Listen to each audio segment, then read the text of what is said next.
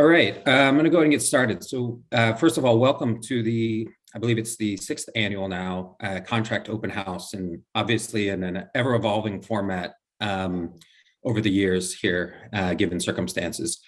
Before I get started, I just want to do a couple disclaimers on things. First, this meeting is actually going to be recorded. Just take note of that, the meeting in the chat. And speaking of the chat, Bridget, our moderator, Bridget Rivero, she'll be taking questions, and we encourage you to introduce yourself in the chat. Towards the end of this brief kind of overview and workshop, we're going to do a Q&A for you all, so we get some interaction. Unfortunately, can't do this in person. It'd be nice to be able to network and get to know you all and be able to answer your questions more directly. So I'm, as we're transitioning back to the office at the port, our office is actually just fully open a couple weeks ago, but still doing this remotely right now, our hybrid version of this.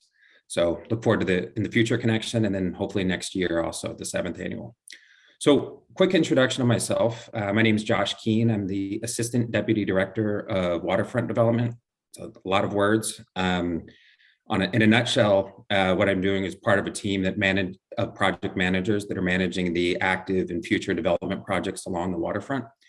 Part of what today is going to be about is talking in a lot of ways about what is development at the port and how does it differentiate from other operations within the port. And then actually it's kind of all integrated too, as you'll see. I'm hoping you're able to attend multiple workshops. I believe Stephanie Tang was talking about contracting earlier this morning, and I know my colleague and counterpart over at real estate, Kimberly Beal, she'll be talking about the real estate component of this. But today's to really look at development, giving you first an overview of the port, just kind of overall operations about how we all fit in there. Then some of the differentiations of how development projects and opportunities work within the port, specifically how they may differentiate from a real estate or traditional transaction or leasing, and explaining the role of partnerships, which was one of the taglines on this one. Is we really emphasize the partnerships with our development partners, and that's what really makes this unique. So a little bit of background before I dive in, and this is a little bit of a disclaimer, is I'm pretty new to the port. I started in the fall. So I've only been here for a few months and really coming up to speed. The project managers I work with are probably much more well-versed as far as some of the details on this and some of our projects as far as they go. So I'll just say in advance, things that I'm not able to answer directly in the Q&A, I will definitely follow up with my team members and get you the answers as needed. But I'm part of the team and happy to join the port last year. Coming over from the city, I worked at the city's real estate division for close to 10 years, actually, but with the city as a whole for 10 years, and briefly worked over at the SFPUC's real estate. So I have a pretty good understanding of kind of how the city and the port and the enterprise agencies all kind of come to play. But it's been amazingly rewarding getting to work on these projects and working for the port. It's a wonderful team. And honestly, I'm really, the big part of this is the unique relationship between us and our development partners. And, the continued relationship is really what makes this unique. And looking forward to showing you how and talking about how that ties into potential contracting opportunities in a different way than they maybe normally would. So let me see if there's anything else I had. No, I think that's it. Let me go ahead and get started with the presentation. So a little bit of an overview of the port. Many of you may already know some of this, especially if you've attended any of the previous workshops. Some of this information is familiar, but it's always good, and we like to reiterate this because we do have a mission and a vision that the port stands behind, really believes in. So it always bears worth repeating. And really, the mission of the Port of San Francisco, as you can see our office in the forefront there, is the Port of San Francisco manages the waterfront as the gateway to a world-class city and advances environmentally and financially sustainable maritime, recreational, and economic opportunities to serve the city, Bay Area region, in California. One of the points of the real visions and commitments to the port is this is an international destination, international waterfront destination that's part of the city, but really wants to be a world-class, and is and has been, and a world-class destination spot and active port. And part of that is we're committed to deliver a vibrant and diverse waterfront that enriches the city and San Francisco Bay. So just a quick snapshot of the port and our 7.5 mile waterfront approximately. It's a very contiguous visually breathtaking scene from throughout the bay. It's an integral part of the city and really part on every postcard, every aspect, and every vision of San Francisco. It's really the first sight line that we have, with obviously from the tourist destinations that are so important over at Fisherman's Wharf and Pier 39, throughout our historic piers on the northeastern waterfront, to the active developments going on in South Beach and Mission Bay, which has just transformed this aspect, the southern waterfront, over the last 20 some years, and it continues to grow even today, as we'll get into later, all the way down to our southern waterfront at India Basin, 7.5+ acres of port property, which we'll be talking about today, but I'll try to get into some of these specific regions with respect to the development. So let's get back to some of the objectives real quick, and the real part of our mission at the port. Number one, as a functional, while it's a visually breathtaking port and it provides a lot of public activities, it still is functional, and it's critical that it's a working maritime port. So it's more than just the vision and the beauty and the visit of the tourists. It's all part of that, but it's driven around the fact that the port's committed to having a diverse maritime portfolio for cargo shipping, cruise, which everyone must be ecstatic about, because we just finally returned after a very difficult time of having that not available during the COVID-19 epidemic.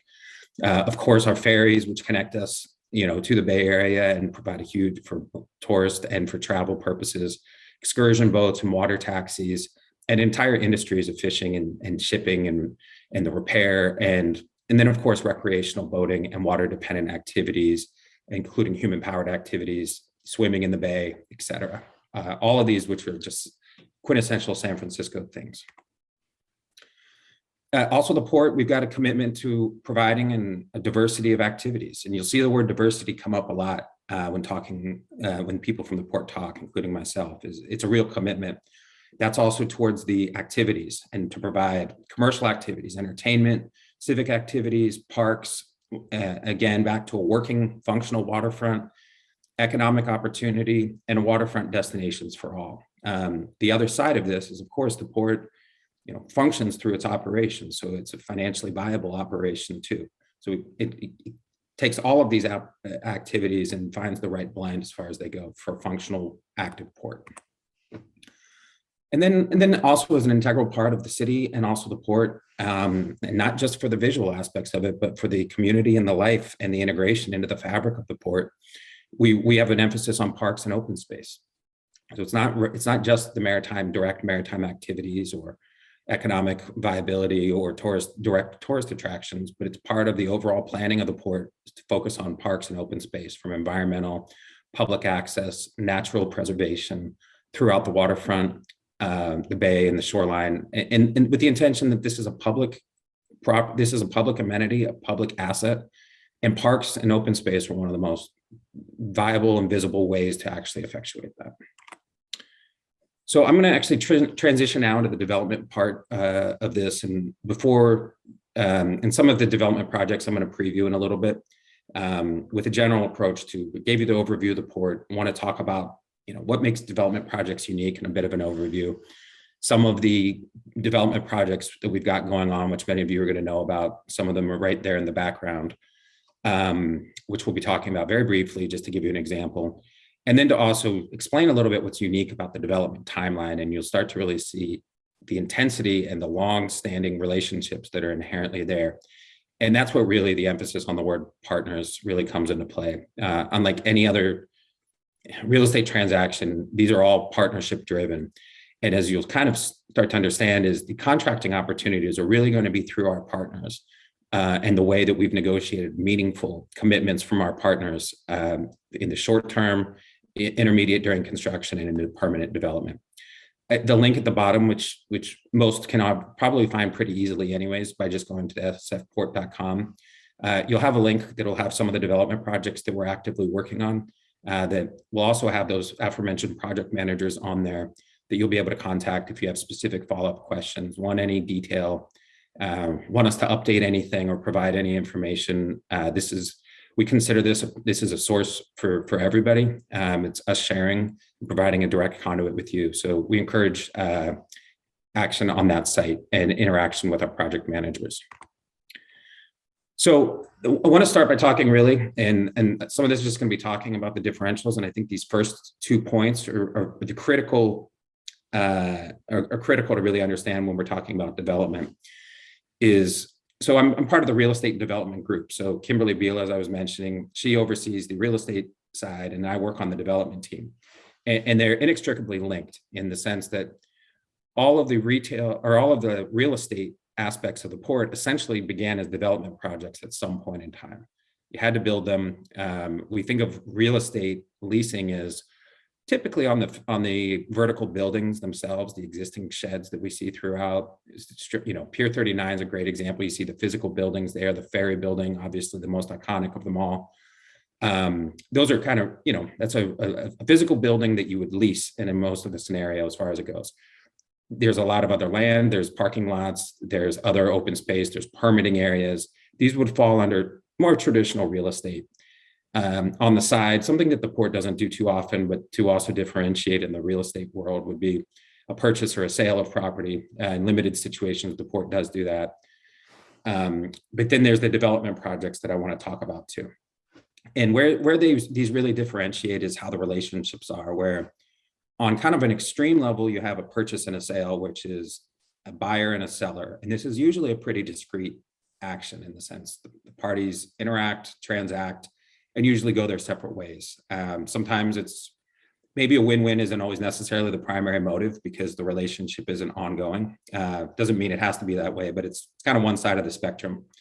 And then leasing is usually on the other side, which is there's a ongoing relationship. But with a little bit, what's really kind of fundamentally different on the retail leasing is it's more of a tenant and landlord relationship where the landlord typically has a property, the tenant has a need to use that property, tenant leases the property or some other form of real property, right? So that it can affect its own use. And the relationship is usually I'm responsible for this, you're responsible for that. Maybe you pay me rent for this, the term goes here, we have negotiations ongoing. But it's an ongoing relationship. It is continuous, but it may not be daily. It may be quarterly, maybe monthly, maybe really as needed. These leases, could be short term, but they can be pretty long also. We could get into 10s, 20s, 30s years of leasing as well too. So it can feel really long and look like a development deal. But that tenant landlord relationship is where it starts to really change into what a development project and that relationship is, which is, and I keep emphasizing the word partnership, is it's not a one side or the other. It's really standing side by side with the development partner, the port. Usually other city agencies are involved with this too because of the scale and the commitment and the capital required to do these and the time. So it's really a commitment by our project partners. And that's why we have such important relationships with our partners. And they're really the conduit for the majority of the development contracting opportunities that we're going to have. So really the first thing that really differentiates a development project is they're almost exclusively long-term, high volume, high capital investment because just of the nature of the project, which, it might not just be land, it might be a rehabilitation of an existing historic building that could be a development project. But some of the size of these projects, and we'll do a quick overview of Mission Rock and Pier 70. These are multiple acre sites that have mixed use, and some of these were raw land that required a lot of improvements, which I'll talk about in a moment. So really these long-term agreements that are usually 66 years or so, that the reason those are so long, and that is a requirement, we can't go forever, we don't sell because of requirements from the state trust, but we need to go that long because to return the capital and the amount of money that comes into these and the costs up front are significant. And that's why these development project teams are so important. And so last thing before I move on to the next point here is there's a lot of overlap between a development and traditional real estate in the sense a development project could have all of the same things. A lease could have a disposition agreement, could have a series of licenses, could have easements, could have a lot of permits that go associated with it. But the differentiating document really is the development agreement. And the development agreement is really the relationship blueprint between the developer and the port in this instance, with input from other city agencies. They're approved by the Port Commission, by other regulatory agencies, the Board of Supervisors. So it's a very complex document. And what it is it's a document that sets the groundwork for how things are going to operate prior to necessarily a project, to account for the risk, to account for the fact you can't make commitments early on, and these take years to get going. And the development agreement is the relationship document. So that's the primary differentiation. And the development agreement, as I'll talk about down below, is really what specifies the commitments from the developer. So one of the things, and this gets a little more technical on here, and we talk about it in development all the time, is what's a horizontal improvement versus a vertical improvement. And it's kind of the world that bridges between land use and traditional commercial real estate, as an example. So one of the best values from development is the port would have mechanisms to take land, and there's mechanisms that allow us to improve the value of the land through improving the horizontal improvements that add value to the port's land, which it also provides an area that can be developed by the developer, which will tie into these vertical improvements. So as an example, you may have a swath of land, and you could look at Pier 70 as an example, which is a massive site. And there was some existing infrastructure that was vertical improvements that will show on there. But there's an entire site that does not have the utilities, does not have the roadway, does not have the public transportation. It does not, you can't really do anything with the property until you build out this. And that's what really the transition point for raw land and developable land is the presence of horizontal improvements, which makes it functional, which from a financial side adds immense value to it, reduces significant risk. To that point, the raw land and going and getting the horizontal improvements and the approvals is significant risk. And that is the reason for having a development agreement, and the partnership between the two is to help provide confidence that we will work through the risk together with our development partners.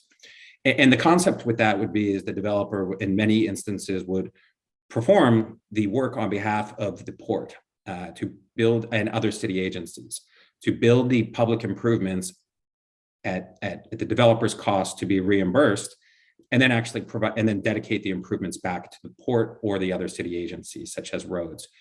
So it looks kind of like a public works project, actually, except that it cuts out it allows the developer to provide it and then give the same result back to the city and to the port.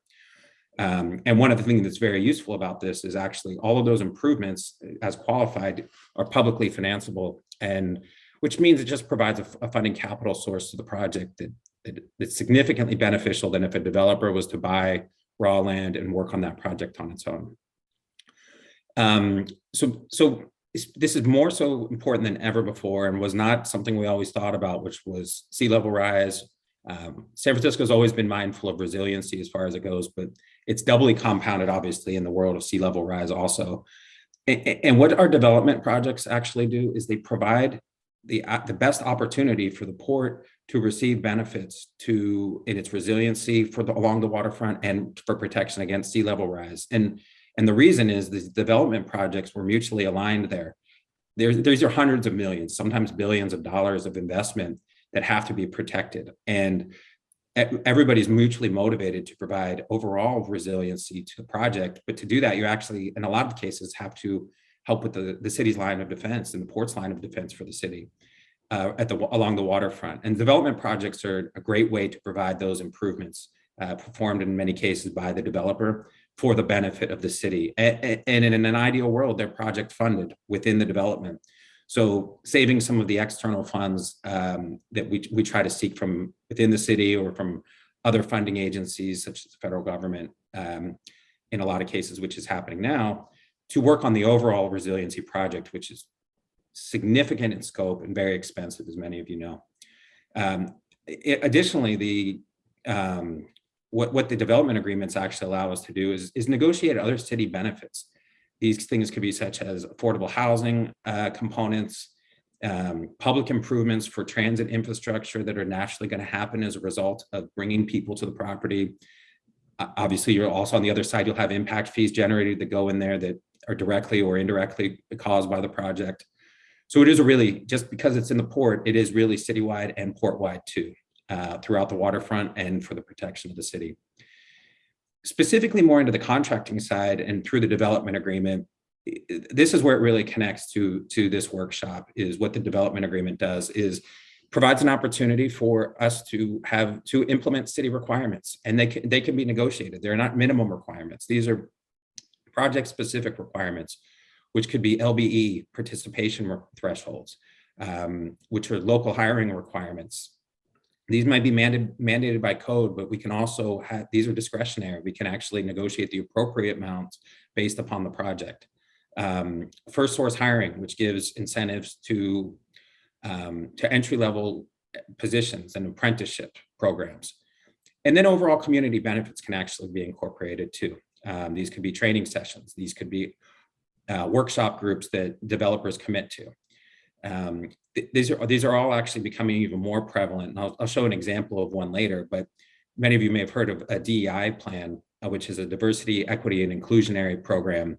And really what it is a commitment from a developer to recognize the value of all three of those aspects, is to have a diverse, to incorporate diverse employment opportunities, equitable ones, and as again, it's the most important is to have it inclusive. It's not token, it's integrated in here. And our development agreements are a great resource and function for that. And so the last clarification again is we want to state that really development, other than a couple instances, we don't have a lot of direct contracts. There's a few professional services ones that are specific, that are a little bit more about helping port staff do some economic analysis and whatnot. So there are some limited opportunities, but the overwhelming majority tied into that are going to come through our development partners. And I'll get into that a little bit, but the soft and the hard costs and the skills associated with that over the term of the project. So first, I'm just going to do a couple of these brief overviews of some of our main projects that are going on. Is definitely not limited to the future ones and the other ones that we've got that were on that link before. Probably the biggest and most active that's visually viable to everybody is the Mission Rock development, which also has the Pier 40, adjacent Pier 48 eventually. But anybody that's watched the baseball game in the last year has probably seen the construction of the office tower and the accompanying residential towers going up in the first phase of development. It's a wonderful site, and the first phase is actually going to have 2 office buildings and 2 residential components with a large park, which will eventually be given and dedicated to the port. The overall development itself has just under 3 million gross square feet of development. That's going to be inclusive of approximately 1,200 residential units that have a great level of 40% below market rate, which is obviously above code. And it's an exact example of what development agreement can do, is to require more, significantly more, for the benefit of the project and the city as a whole. Within the gross square foot development, there's also, as a true mixed use development, it's going to have 1.6 million square feet of both commercial and retail. Retail being critical, obviously, to support the local residents within the project, but also, as part of integrating into the overall Mission Bay community and Mission Rock community and tying into the existing infrastructure. It's retail serving for the entire neighborhood. And again, as I mentioned, the open space and the park, which will be coming to the port, and the port will own, but the port doesn't directly come out of pocket as a result of that. And it's just a benefit of something ties into our original commitment above, is to develop parks. And even if they aren't directly on the waterfront, as far as public access on that level, you have a publicly accessible park right in the middle of a waterfront community. That's fantastic. In this case, this park actually will be adjacent to the waterfront too. Very quickly, just want to touch on Pier 72, which is kind of the companion to Mission Rock as far as size and scale. This one's a little bit different, and it kind of comes back to my original mention of a horizontal development and a vertical development. And this one, Pier 70 is unique because it actually had significant existing historical buildings within. So there's a separate area, which many of you may have seen just recently. The Restoration Hardware just opened, completing the development of the Horton Historic Core to the northern section of the Pier 70 site. Within Pier 70 also, there were some existing vertical buildings, historic buildings that have been, one of which has just been fully renovated, and its temporary certificate of occupancy was just awarded at Building 12. It's wonderful, wonderful building. With the vertical development still not beginning at Pier 70, but we're optimistic that's going to occur now that as the COVID crisis is moving beyond us. We're optimistic that's going to happen. And what will end up, similar to Mission Rock, it's going to be a series of phased residential and office and other commercial developments, which is really just to the south of it. It's creating its own neighborhood there, especially adjacent to the power station development, which is occurring. So those were projects that have been going on for years and years. Here's some more of the modern ones that we're working on. I'm putting these both together because they're both Embarcadero piers, piers along our Embarcadero with a lot more to the north, but these are both at the South Beach piers. The first one is the Pier 30 and 32, which also has the adjacent seawall lot. And this one's is a property that we've all seen many times. It's has previously used as maybe still currently the Delancey Street Christmas tree lot. The residential component of this is currently being used in the interim as the navigation center. And the long-term plan on this, obviously, is to create a real mixed-use development. This can be community serving, focusing on our maritime uses with an office and residential component. We've been working with our partners at Strata and on this, who were awarded the RFP a couple years back, and we've actually entered into an exclusive negotiating agreement with them and are working with all our partners and regulatory agencies to refine this project. Very excited and committed to this one, which will also provide resiliency and sea rise level protection for the city and the port. Directly to the south is its partner right north of the ballpark of the Mission Rock development. It's Pier 38 and 40, the historic piers there. Those two piers or Pacific Waterfront Partners are development partners there. Similar path associated with the two piers above. They were put out as requests for proposals, and both of those are in discussions and negotiations. And really, when I say negotiations, I mean that it's in an exceptionally positive way. It's a partnership. How do we make the project move forward and come up with the correct, appropriate design? Sorry about that. Okay, so that was a quick overview. And as I mentioned, feel free to look at our website on that or contact me if you have any specific questions more about those projects or other projects that the port's working on historically or thinking about in the future. I want to put this out here. And then there's the moniker up on the corner that emphasizes what we would consider to be the greatest contracting opportunities. And that's the area in orange, which gets down a little bit lower. But this is really to emphasize there are a lot of steps here. This does not even include the request for proposal component, which is its own process, going through the commission, other regulatory agencies, checking the objectives of the port and the analysis of the project, which is to figure out what is the port trying to accomplish with this project.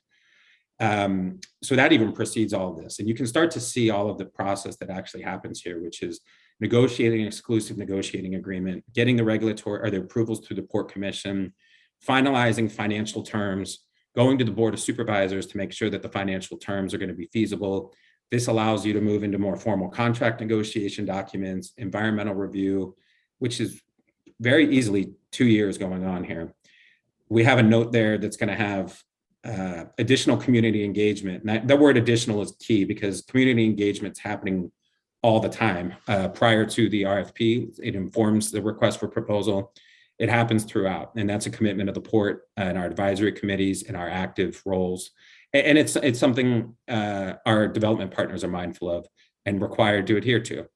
And these are the best contracting opportunities in a lot of ways we see is once the project's kind of got some initial approval on it, and there's a lot of work on the design, negotiating the transactions, the environmental review, and that community outreach. Those are usually really good opportunities in the pre-development phase of the project for contracting with the developers and for them to meet their required objectives. Then also, in an ideal world, we've gone through, we get our review, environmental reviews complete. Then you go into actually finalizing the approval of transaction documents. These are the leases, the master lease, the development agreement, the disposition agreements as needed. And once that happens, then you've kind of got full speed ahead with construction drawings, permits, and then the real goal is when we transition the project into project construction. So in that case, you've got Mission Rock that is occurring right now in the phase one.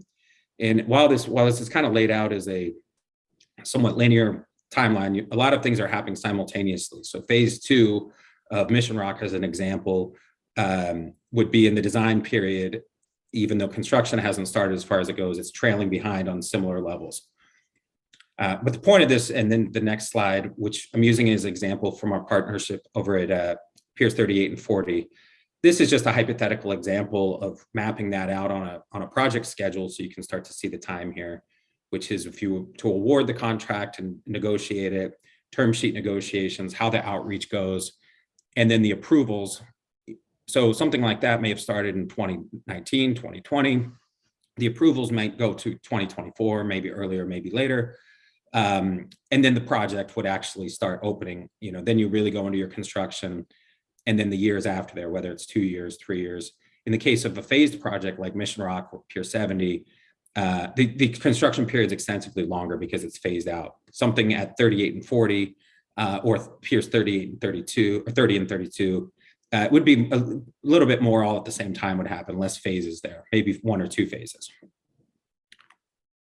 Also, just wanted to reference on Piers 38 and 40, when I mentioned the DEI, or the Diversity, Equity, and Inclusion Program, they did a fantastic job. This is just kind of an overview of their acknowledgement and their commitment towards the aspects of training, providing job opportunities and access to opportunities, and just really recognizing these components as critical of our partnership and their commitment to the local community and to those causes of diversity, equity, and inclusion.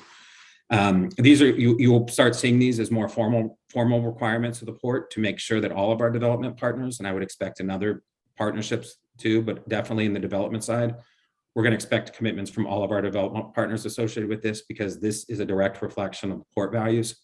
So we look forward as far as that formalizes and comes forward, but it's really something that we find as a commitment from the port, and appreciate it so much when our development partners are actively accepting this too. So before I wrap up on this one, I just want to leave this. Any of you that either want the link, we can send it, or if you want to take a picture of this QR code. What this is an opt-in form. So if you wanted to register, you could get notified. It's an opt-in, of course, for updates associated with opportunities that may exist. Otherwise, the port does have monthly office hours on the 3rd Wednesday of each month. I think that they're still virtual. I would expect they become more in person at some point. I can't answer that for sure, but one of the two is happening, and that's once a year, once a month, and then once a year we obviously have this the contract annual open house.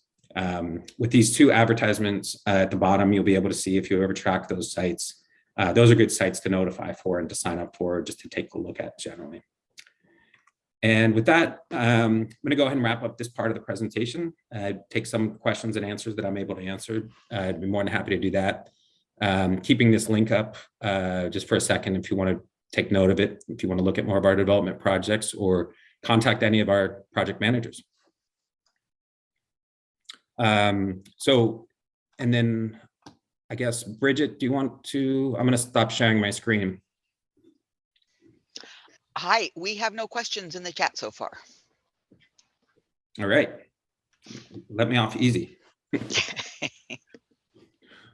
Well, again, to everybody that joined, I look forward to seeing who it was, and definitely, if you're interested in my contact information, Bridget, please make my email available as far as that goes. Happy to reach out, and excuse me. And again, seriously, I look forward to meeting some of you in person. I'm at Pier 1, so if you're also ever interested, please feel free to stop by. Let me see the question in here. Sorry. Bridget, did you have a question, or was there a chat? No, I was just going to tell you that we got a question. Oh yeah, go ahead and read that one if you could. Does the port's partnership report include the breakout of micro LBE in professional services? Yeah, we actually require, I'm not sure if it's a specific requirement in the development agreement itself, or if it's just we implement it in practice, but for especially our larger developments, we get quarterly reports on there with detailed breakdown of micro LBE participation. Actually, many subcategories within there. It's a reporting requirement, and we actually update the Port Commission at least almost quarterly, at least is the goal, unless there's not a request to do so with that information. Josh, Annette is wondering what your email is. Yeah, my email, Annette, or to anyone on this group, pretty standard for how the city is. It's Joshua .Keene, Keene, So just my name with Joshua, like my mom calls me, at sfport.com.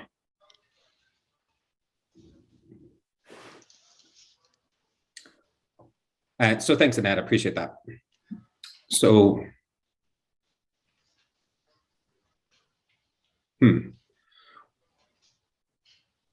oh, from Anne. So, and if you want to, I'm happy to follow up with that more specifically. I can check in. I might not be able to answer to the specificity you're looking for, but I like to get that. If you want to shoot me that more specific question, happy to do so. All right, with that, I'm going to go ahead and sign off. And if nobody has anything else, I do look forward to meeting you in the future. So take care all.